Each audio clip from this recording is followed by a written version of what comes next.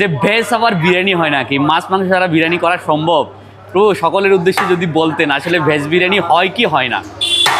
একটা জিনিস যে বলছে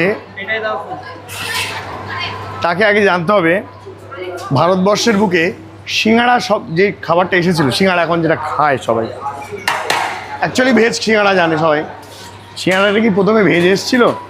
আমি তাদের কাছে প্রশ্ন করব। আর ভেজ খাবারটা সম্পূর্ণ নিজের কাছে। আমরা ভালোবাসি, ভগবানকে ভালোবাসি, ভগবানের কথা শুনি, আমাদের ইচ্ছা হয় আমরা সেটা খাই, কাউকে তো আমরা ফোর্স করি না। কিন্তু আমরা যখন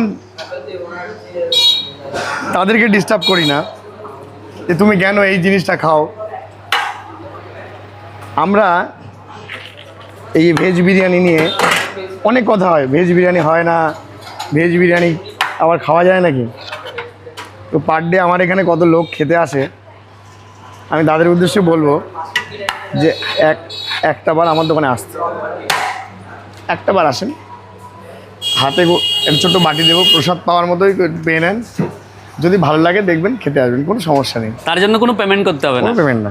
আচ্ছা, ভেজ বিরিয়ানি কীরকম হয়, কীরকম দেখতে, কীরকম স্বাদ, সেটি খেতে হলে জানতে হলে আসতে হবে সিধা মায়াপুর রানাদার দোকানে। জগন্নাথ ভেজ রেস্টুরেন্টে রানাপুর দোকানে।